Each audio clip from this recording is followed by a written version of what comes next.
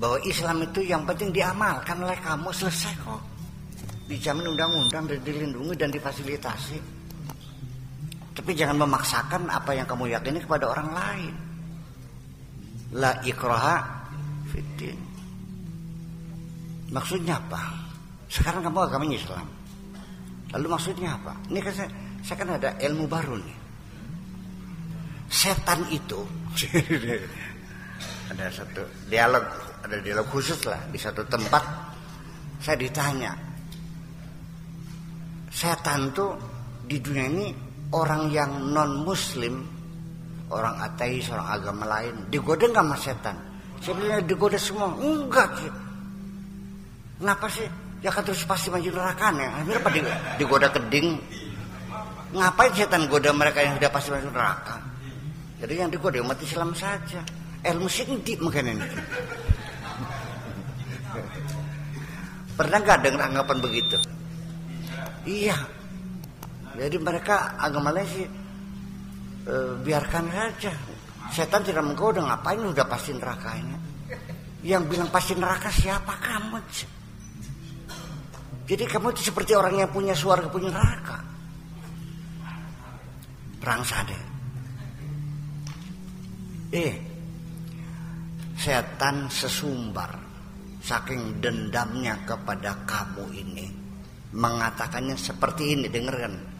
Qala fa bi'izzatika la ughwiyannahum ajma'in illa ibadaka minhumul mukhlasin.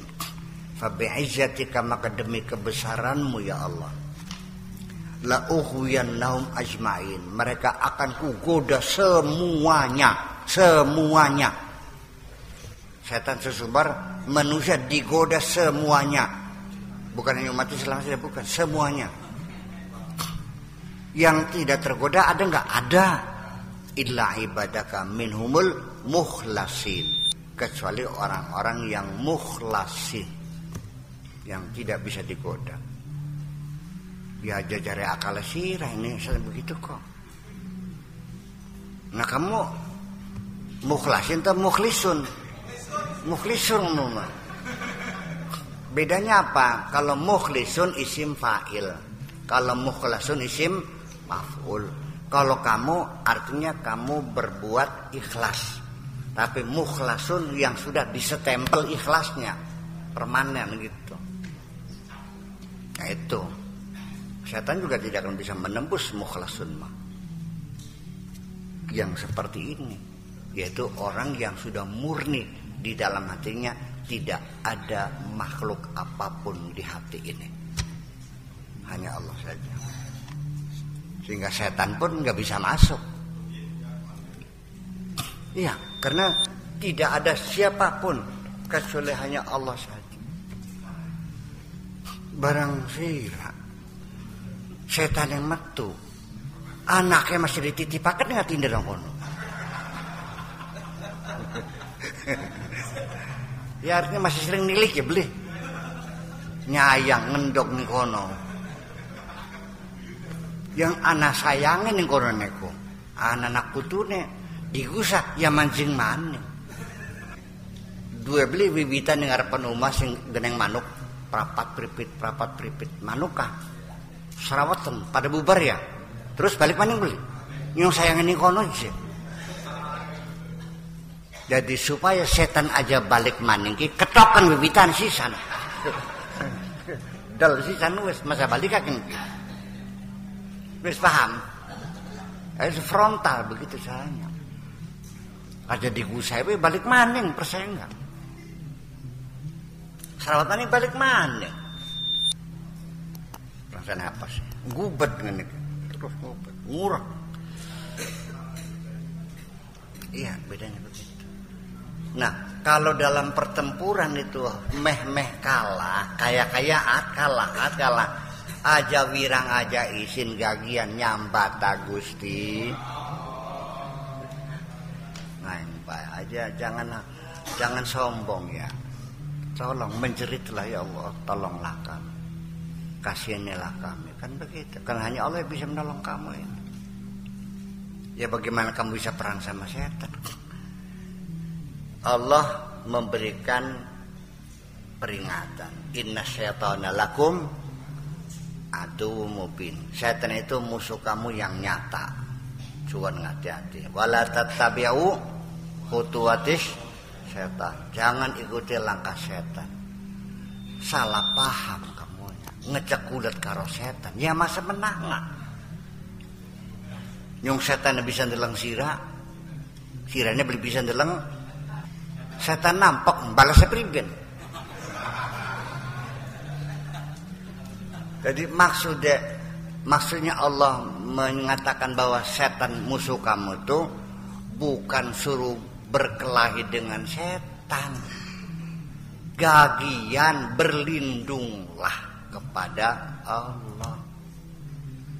Anaknya sira maghrib masih dolanan banding latar.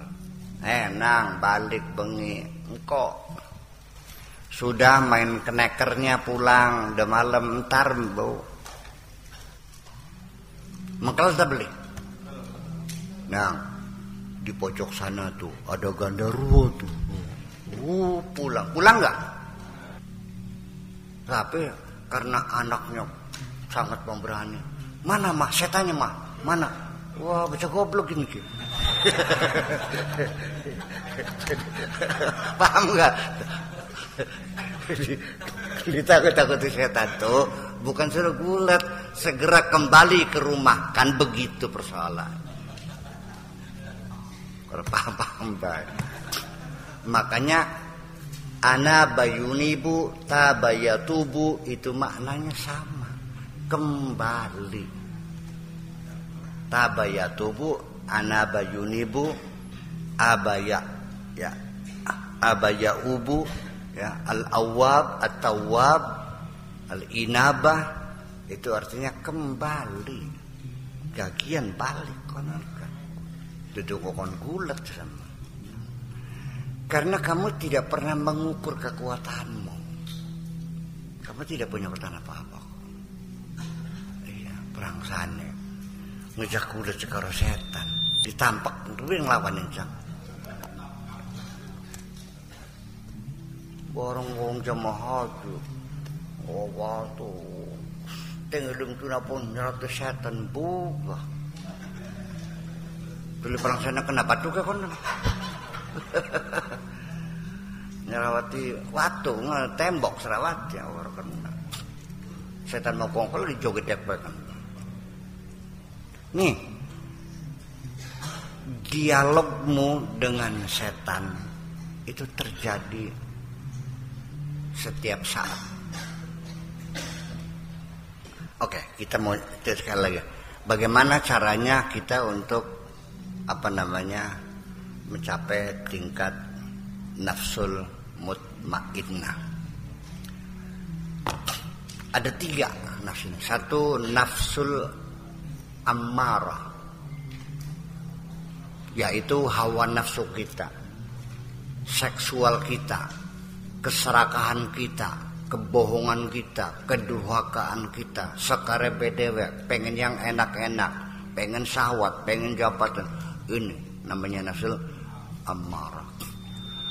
Nggak bisa lepas, selalu membelit kita nih.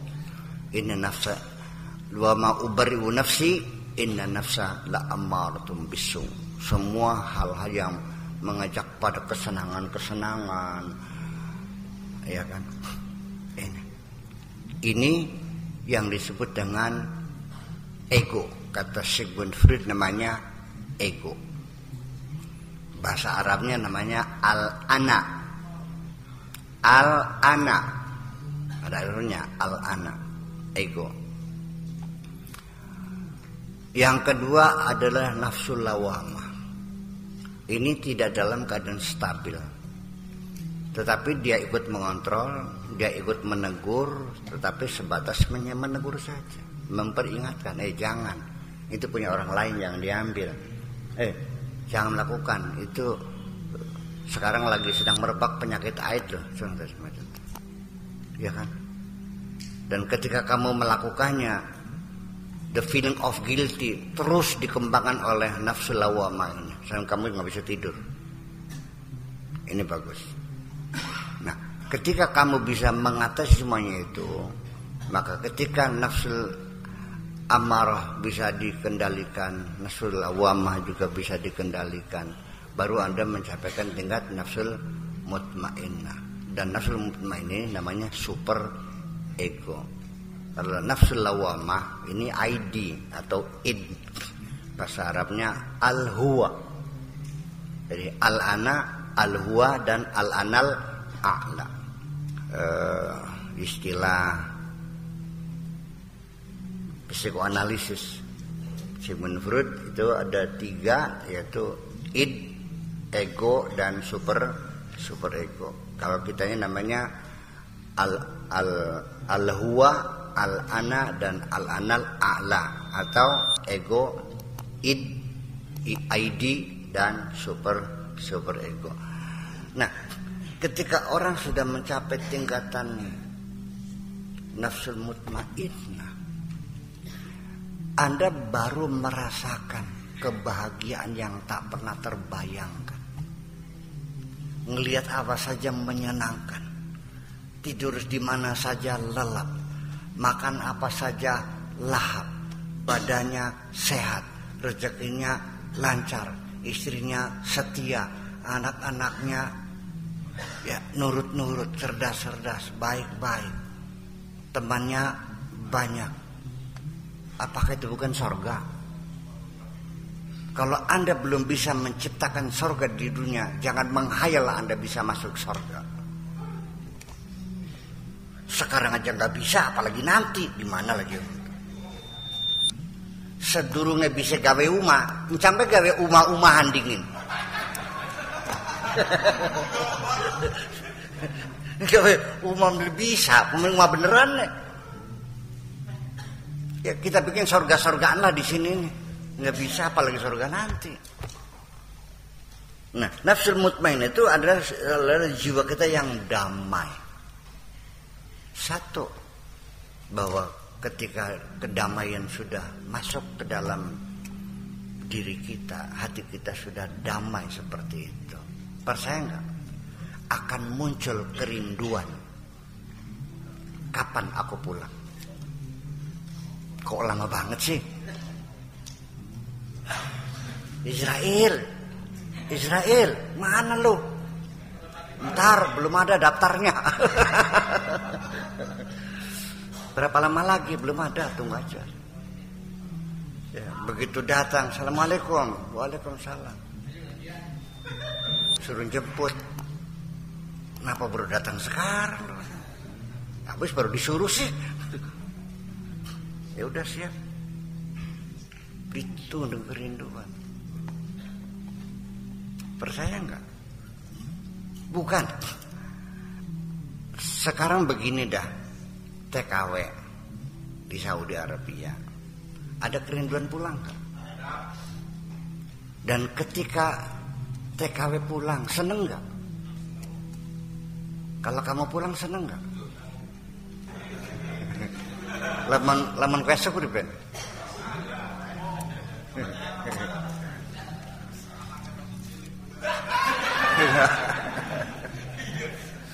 Saya mengerti, itu sangat manusiawi. Oke, anak mesti cilik. Anaknya siapa? Oleh kawinnya siapa? Dia bukan milikmu.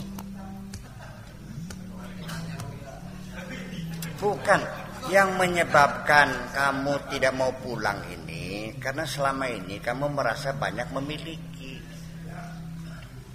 Orang miskin, orang kaya, kendenti matine. Orang makin kaya, makin penakut menghadapi kematian. Karena dia takut akan ditinggalkan semuanya. Wong sing ning sor jembatan mah ora segera wahin. Besok ya ayo siap, atau enaknya apa sih? Iya. Tetapi pada akhirnya mah bukan materi kepemilikan, bukan realita di lapangan kepemilikan, tapi kepemilikan di dalam hati itu yang menentukan. Bisa saja kita memiliki banyak, punya istana, punya harta. Secara lahir kita punya, tapi hati kita tidak pernah merasa memilikinya. Iya. Sekalipun semiskin-miskinnya, tetap kalau hatinya masih memiliki, tetap masih mempunyai rasa kepemilikan. Dua anak, dua laki, dua centong, dua sendok, dua piring, dua kompor. Ya kan begitu. Sekarang beginilah, saya mau nanya dulu, sejak kapan kamu merasa memiliki? Apakah kakimu dapat kamu yang membuatnya? Apa langit itu kamu yang membuatnya? Dan kamu tidak pernah membuat apa-apa pun. Dan semua adalah hanya pemberian gratis semuanya itu. Jadi begini, yuk sekarang kita mempersamakan persepsi dulu. Bahwa kita ini dilahirkan ini berdasarkan kontrak sementara yang terbatas waktunya. Dan yang ada ini adalah fasilitas. Statusnya, fungsinya hanya sebagai hak guna pakai sementara. Jangan ragukan, hak guna pakai sementara. Saya punya bukti yang pasti dan tak terbantahkan bahwa semua limit terbatas dan semuanya akan kamu tinggalkan. Bukankah itu suatu bukti yang kuat bahwa semuanya adalah hakku pakai sementara? Mati itu enak gak sih? Saya ulang cerita terakhirnya.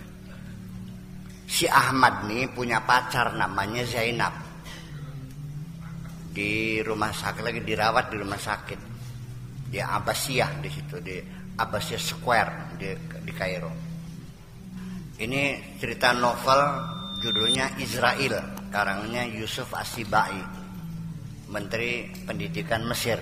Tapi dia seorang novelis juga. Buku ini namanya Israel.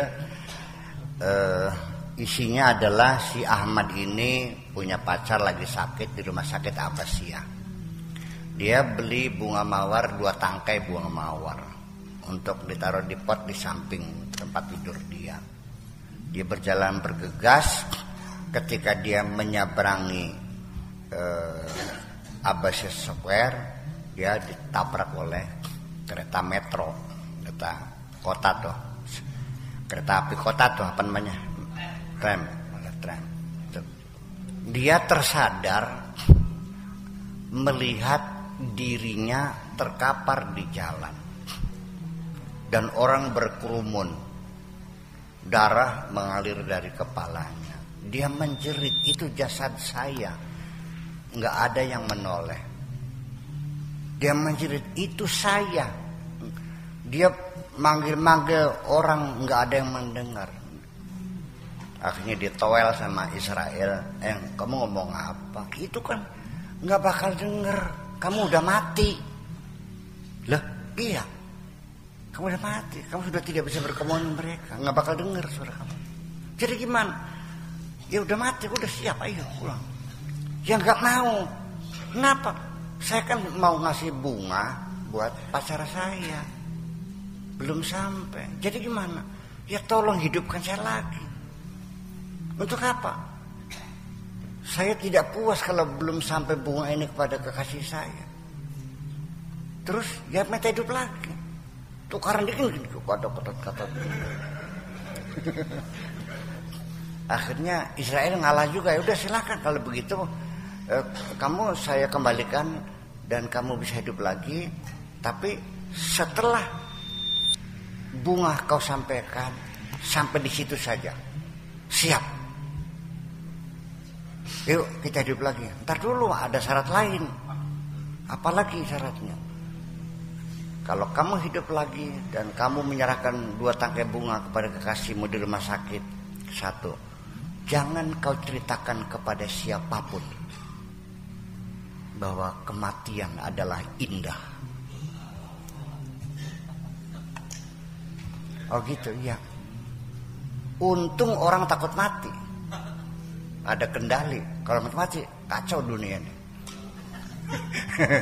Gitu. Dia janji oke, saya tidak akan cerita kepada siapapun. Gitu. Ini cerita novel yang membawa pandangan filosofis tentang kematian. Itu saking cerdiknya Yusuf Ashibai mengurai kematian melalui novel semacam ini. Kalau mau beli bukunya ada, judulnya Israel. Ya, pakai online juga bisa kan? Bisa ya? Bisa nggak online? Ya bisa. Kalau kamunya berlangganan bisa, atau juga cari aja di Google. Di Google cari aja di perpustakaan, coba di Kairo ya, di Kairo bukan Azhar ya, Kairo. Nanti bagian fakultas ada, itu kan buku-buku elektronik gitu, bisa kita print. Saya juga pernah nge-print buku itu juga banyak. Teater Kameleon saya sudah nge-print. Saya kira 40 halaman, ternyata 400. Selesai itu rusak printnya. Saya kira gitu. Bisa aja, namanya buku Israel, itu bagus sekali bukunya. Ya, seperti bukunya ya agak tebal juga sih, namanya Israel. Itu Yusuf Ashibai tentang kematian. Betapa indahnya kematian itu. Tapi ini tidak boleh diceritakan kepada siapapun. Biarkan manusia merasa takut menghadapi mati, karena ini bisa menjadi kendali ya manusia untuk tidak berbuat jahat sewenang-wenang.